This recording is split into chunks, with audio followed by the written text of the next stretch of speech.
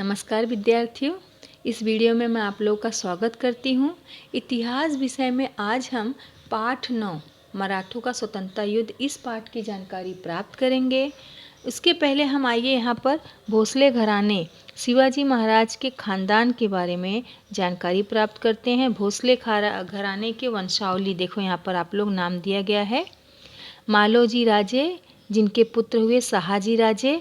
शाहाजी राजे के 3 पुत्र हुए, संभाजी, छत्रपति शिवाजी महाराज और वेंकोजी।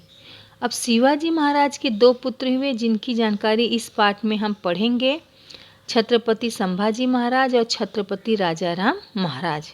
देख रहे हो।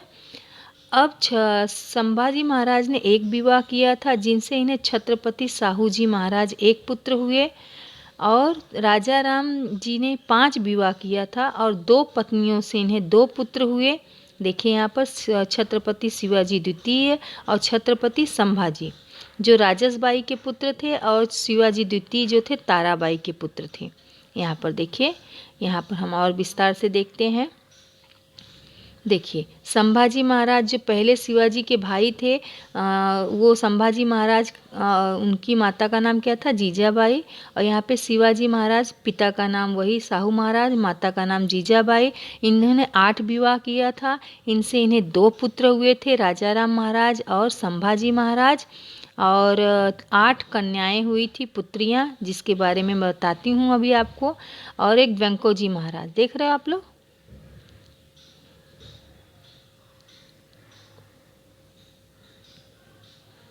यहाँ पर देखिए, संभाजी महाराज, राजाराम महाराज। संभाजी महाराज की माता का नाम क्या था? सईबाई। देखिए यहाँ पर। और पत्नी का नाम येशुबाई।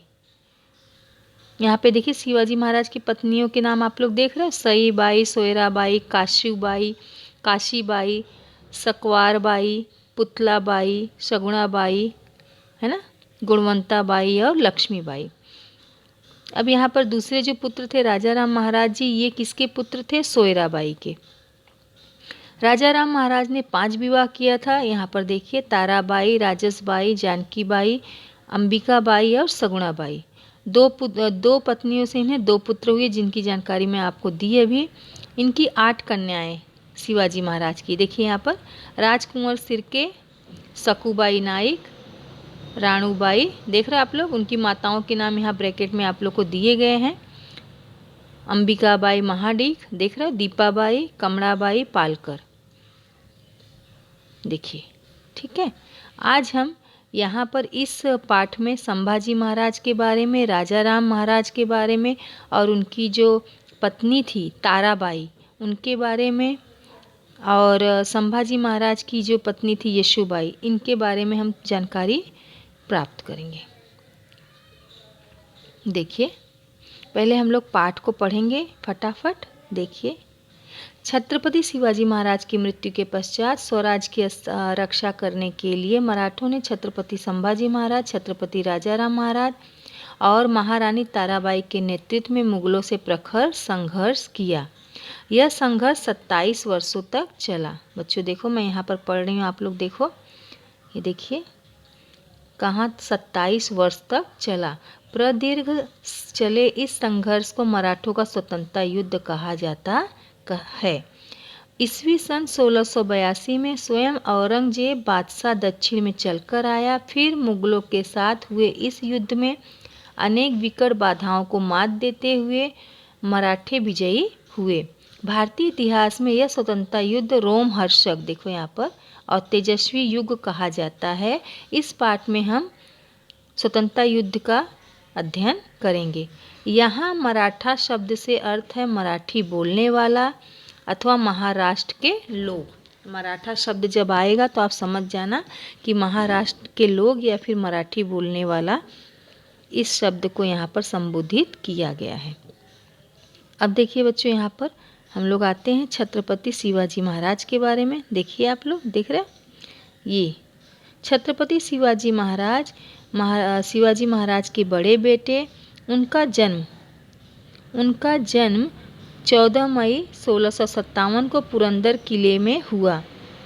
देखिए, शिवाजी महाराज के पश्चात वे छत्रपति बने। देखिए अगला पैराग्राफ। उस समय मराठों का मुगलों के साथ संघर्ष जारी था। ऐसी स्थिति में औरंगजेब बादशाह का बेटा शाहजादा अकबर ने अपने पिता के विरुद्ध विद्रोह किया। देखिए यहाँ पर मैं पढ़ रही हूँ। औरंगजेब ने इस विद्रोह को कुचल दिया। तत्पश्चात अकबर संभाजी के दक्षिण में संभाजी महाराज के आश्रय में आ गया, उससे मिल गया, उससे उसने दोस्ती कर ली। अकबर का दमन करने हेतु 1682 में स्वयं औरंगजेब दक्षिण में आया। यहाँ पर देखिए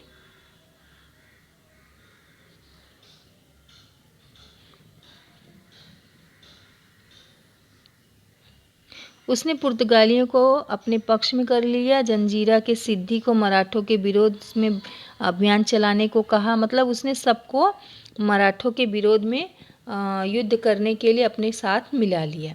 परिणामतः संभाजी महाराज को एक ही समय में कई शत्रुओं का सामना करना पड़ा। संभाजी महाराज का कार्यकाल शिवाजी महाराज के पश्चात हुए मराठों के स्वतंत्रता युद्ध का प्रथम अध्याय है। शिवाजी महाराज ने अपने कार्यकाल में ही उन्हें राज्य प्रशासन और सैनिकी अभियान की उत्तम शिक्षा दी थी। 14 वर्ष की आयु से ही उन्होंने राज्य प्रशासन और सैनिकी प्रभुत्व की ओर ध्यान देना प्रारंभ किया।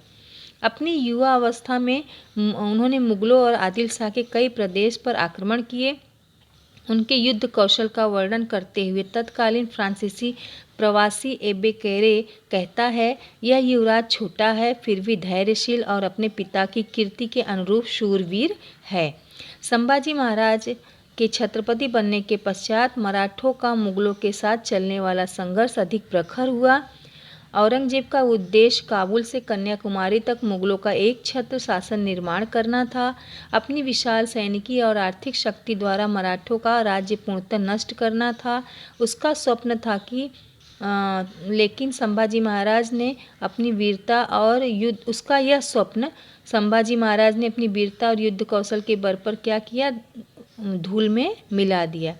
उनकी सैनिकी टुकड़ियाँ मुगलों के प्रदेशों पर आक्रमण करती रही। नासिक के समीप रामसेज का किला था। इस किले को औरंगजेब के सेनानी दीर्घ काल तक प्रयास करने के बावजूद जीत नहीं सके। इस प्रकार संभाजी महाराज ने अपने शौर्य से औरंगजेब को त्रस्त कर दिया था, एकदम परेशान कर दिया था। एक बार तो औरंगजेब इतना क्रोधित हो गया कि उसने अपने सिर का मुकुट जमीन पर पटक दिया और कहा, जब तक मैं संभाजी महाराज को हरा नहीं दूंगा तब तक मैं यह मुकुट नहीं पहनूंगा। देखिए ये ब्रैकेट में आप लोग देखिए, क्या तुम जानते हो। प्रारंभ में यह सोचकर कि मराठों के किले जीतने में उनका राज्य समाप्त हो जाएगा, ऐसा औरंगजेब की सोच थी। औरंगजेब ने नासिक के समीप रामसेज किले पर घेरा डाला। औरंगजेब के सैनिक असंख्य थे, बहुत ज़्यादा संख्या में उनकी संख्या थी और मराठों के जो सैनिक थे बहुत कम थे, छोटी टुकड़ी थी उनकी, परंतु उन्होंने कड़ा प्रतिकार किया, हिम्मत नहीं हारी। यह घेरा आगे चलकर 5 वर्ष तक जारी रहा। मुट्ठी भर मराठा सैनिकों द्वारा दिखाई गई यह वीरता अद्वितीय थी। मराठों द्वारा किए गए इस कड़े प्रतिकार के कारण औरंगजेब को बोध हो गया कि मराठों के साथ संघर्ष करना बहुत कठिन है। तो बच्चों अभी हम इस वीडियो में इतना ही पढ़ेंगे। इसके बाद मैं आप लोगों को संभाजी महाराज के जीवन परिचय के बारे में एक वीडियो भेजूंगी, उसे देखिए। फिर हम लोग अगला वाला जो पैराग्राफ है उसे पढ़ेंगे, आगे चलेंगे, ठीक है।